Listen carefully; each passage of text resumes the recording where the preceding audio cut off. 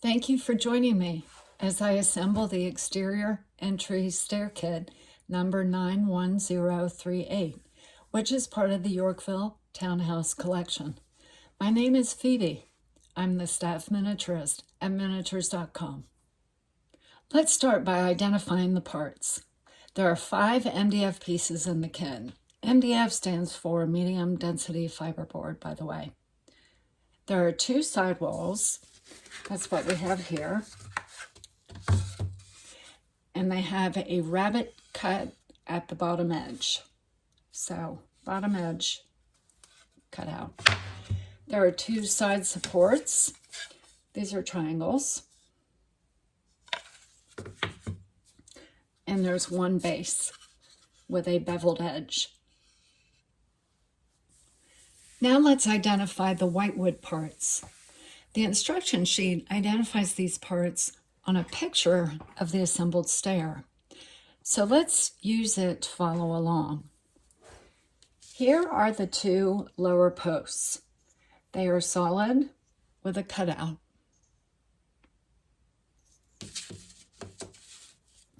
Then we have 2 pieces that are trim number 1. And notice they have a miter on one end and 2 miters on the top end, making a point. There are 2 of those. 2 pieces of trim number 2, which are rectangular shape with no particular distinguishing features. There are 4 caps, and these are square pieces, also with no distinguishing parts, characteristics. We have 2 upper posts, and notice they do have a particular shape. There's a top rail, and with these, notice that they are beveled on both ends.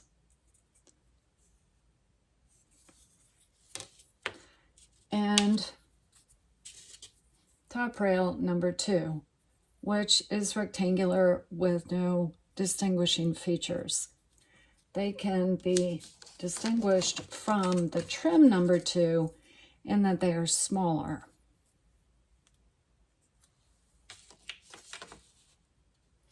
We also have the step unit as well as the top single step. The instructions call for making measurements. You can skip these measurements. I don't find them to be necessary. Rather, I'm going to focus on having very flush joints where it matters. Here's a quick orientation for if you do choose to go ahead with the measurements. So the instructions start off with the base piece with the beveled edge towards the front. We take the side wall, fit it against the long edge of the base, and draw a line. What we're doing is marking the space that is taken up by the rabbet. Do the same on the other side. Then measure 1 inch in from the side that is not beveled. Here's the bevel. That's the side that is not beveled, in 1 inch. Mark it. Mark it. And draw a line across. And the next measurement to take is on the step unit. The step unit is identical at either end. So which end you choose doesn't matter. I measure 5.5 inches from one edge, and that is the inside edge. We're measuring from here, not from there.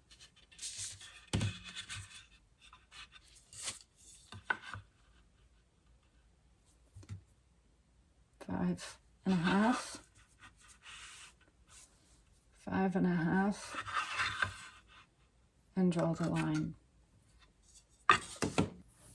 Now for the assembly. This is a dry fit. Always dry fit to become familiar with the kit before gluing. For this, we will need tape, masking tape. Also have available 2 weights. I'm using paint and a granite sample. We will need the base, 1 side wall, and 1 side support. The first step is to place some tape under the base. So I have 2 strips here, and they are long enough to go under the base and up around corners. So I've gauged their length by the width of the base. There we are.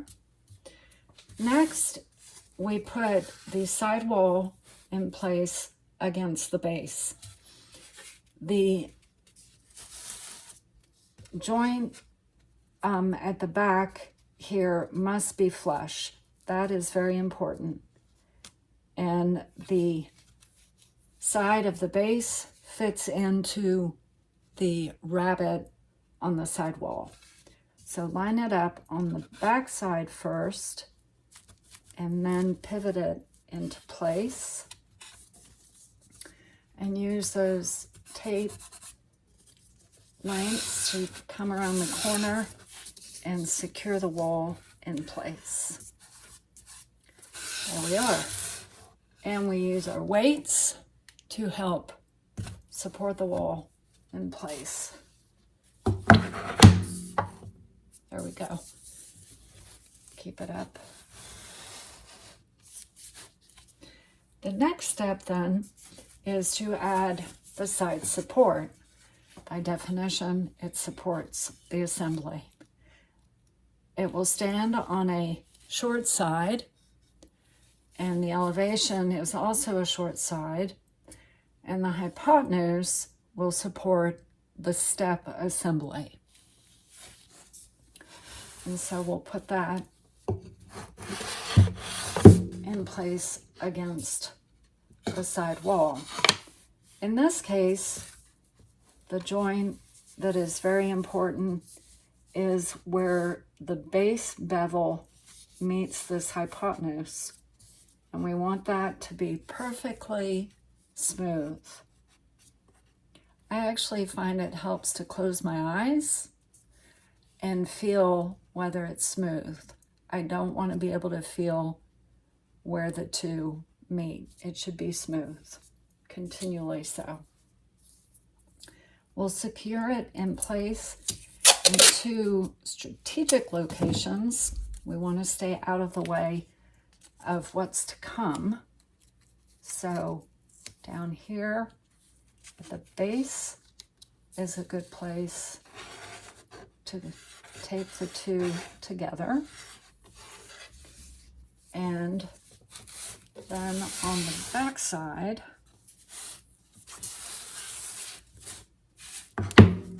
put that in place. Put this one around. I'll show you there.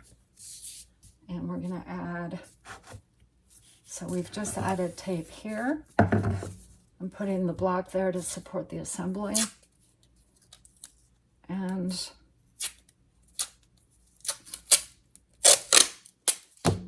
I can put tape in here too. Again, want to stay away from surfaces that are going to meet other parts to come.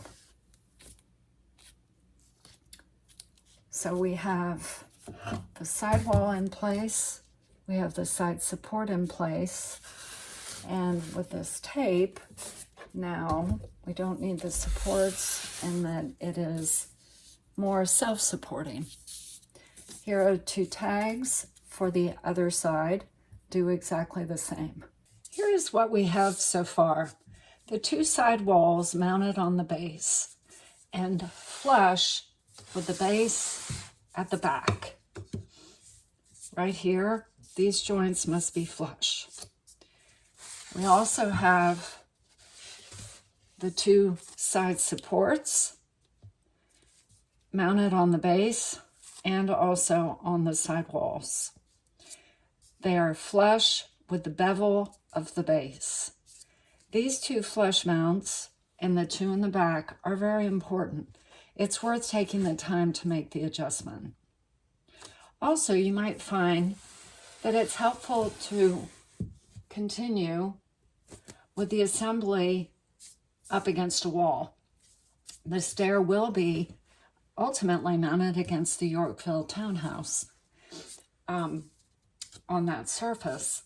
Also, it helps just to assure that the assembly is nicely squared up.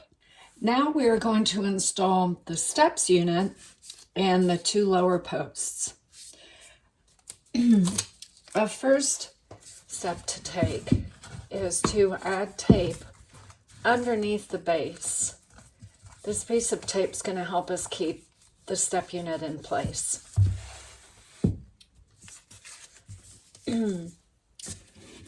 And put the step unit between the two walls and rest it on the side supports, and then run it up the distance. Remember, the step unit does not have any orientation, a top or a bottom, so it can go in either way. Make sure it is nicely snug, and then use the tape just to keep those steps in place. There we are. Let's also add some tape across the top just to keep those walls together and snug.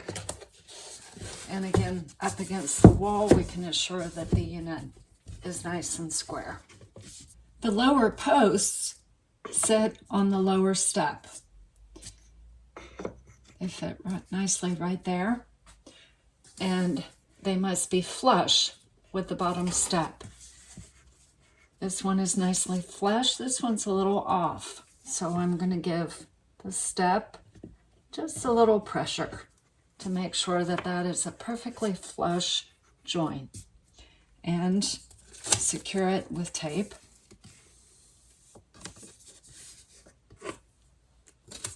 This kit is a little bit like a puzzle in that if one piece is off, it will affect the placement of all the other pieces. And these posts begin to determine the fit for all the rest. So we want to make sure that it is a good, tight fit. Make that tight around the corner. So the post needs to fit vertically, front to back, and side to side. I'll add a little more over on this side. There we go. And even up top here, just a little squeeze.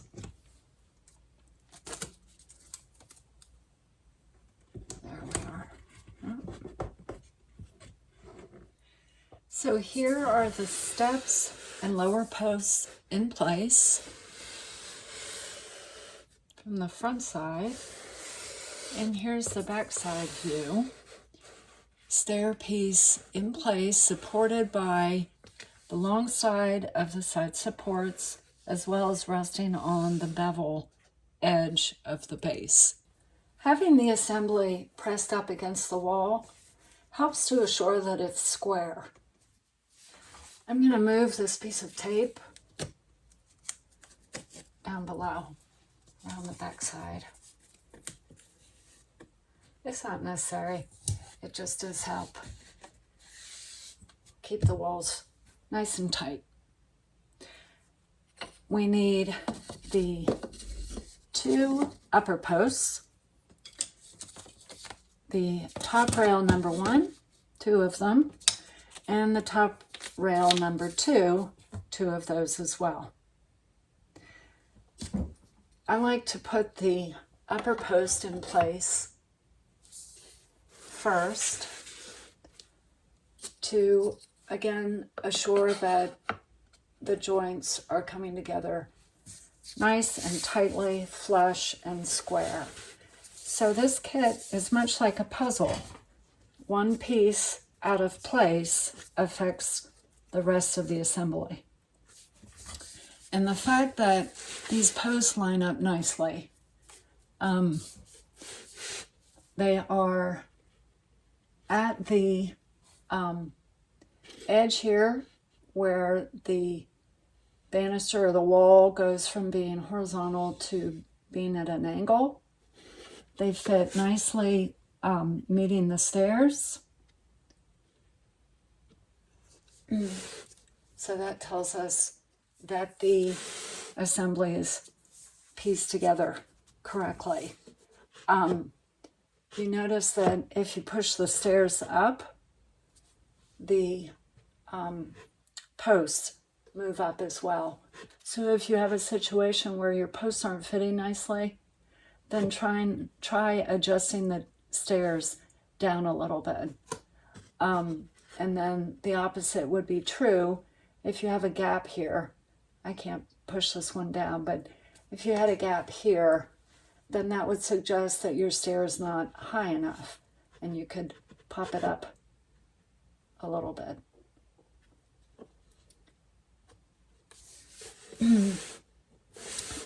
We're not going to tape those in place yet. Instead, we'll put the rails in place on either side, and the bevel angled down fits in here, because then at the top it will angle and fit with the post. I'll show that better this way.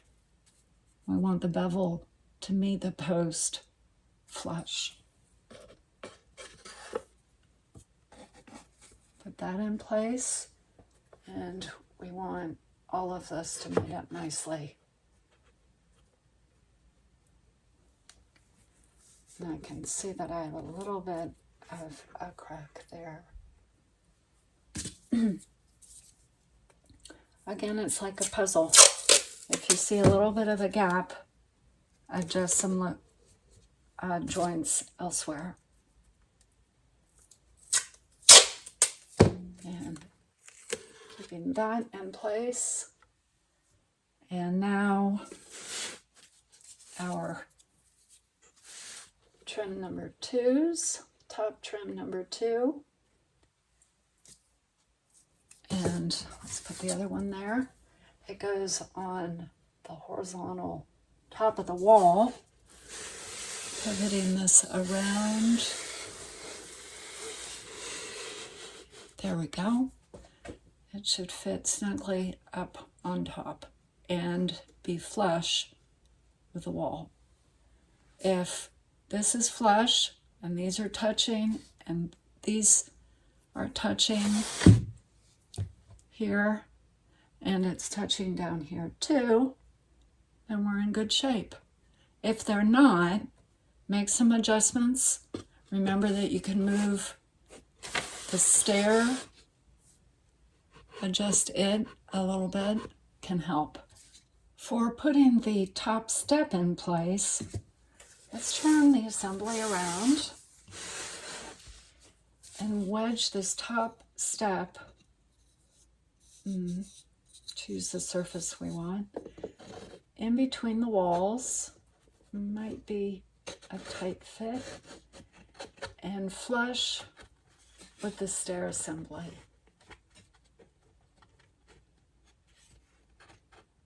And flush with these side walls.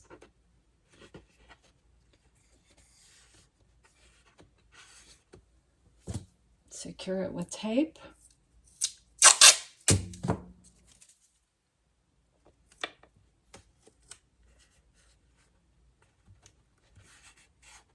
It's a fairly tight fit, but it's good to secure it with tape just in case.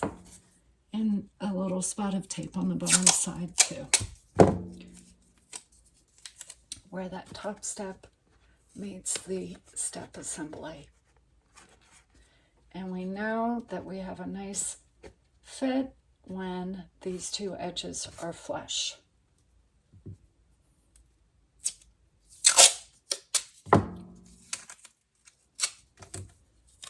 Let's push that in flush.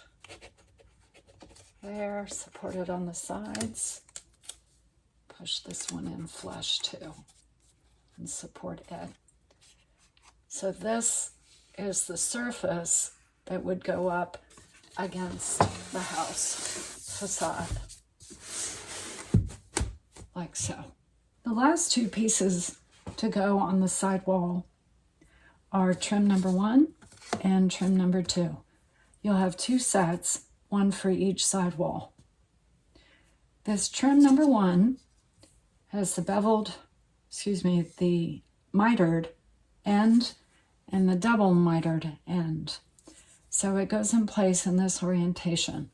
The mitered end goes on the floor, work surface, ground, and meets up with the top post. We'll tack it in place. Trim number 2 then meets up with trim 1 here at the top and flush with the back wall.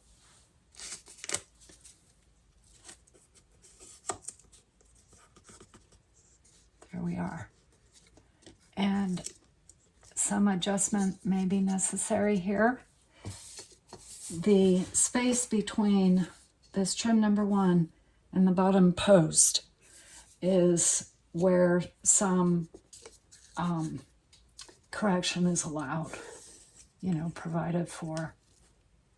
There we are. Do the same on the other side. And the final 4 caps go in place. 1, 2, 3, 4. Now that the dry fit is complete, take it all apart and make a permanent assembly with glue. You might find it easier to paint, stain, or otherwise finish some of the parts before they get glued in place. For example, the stairs as compared to the wall, as compared to the trim. These may get very different surface treatments, and when they are separated, is an easier time to finish them as compared to when they are assembled, and you have to be very careful not to cross over from one part to the other. When doing that though, just make sure that you do not finish the gluing surfaces. And this completes the dry fit of the exterior stair kit. Enjoy!